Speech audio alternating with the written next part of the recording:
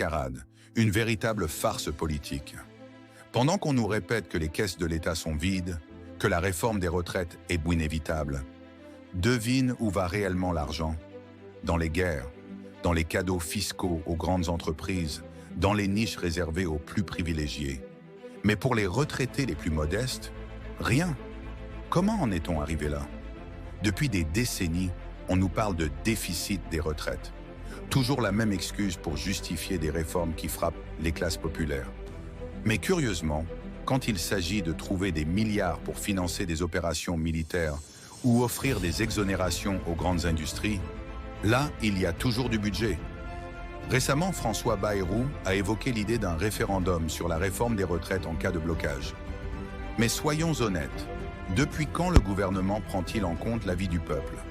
En 2005, les Français ont voté non au référendum sur la Constitution européenne.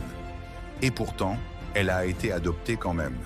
Alors, cette idée de référendum, c'est une vraie solution ou juste un moyen de calmer la colère qui monte? Le plus scandaleux dans cette histoire, c'est que ce sont toujours les mêmes qui payent.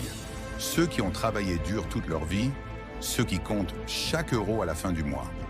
Pendant ce temps, les grands groupes industriels bénéficient d'exonérations, les multinationales optimisent fiscalement et certains élus trouvent encore le moyen d'augmenter leurs indemnités. Où est la justice dans tout ça? Pourquoi s'acharner toujours sur les plus modestes? Alors toi, tu en penses quoi? Est-ce que l'argent devrait être mieux réparti? La réforme des retraites est-elle une nécessité ou une énorme arnaque? Dis-moi tout en commentaire.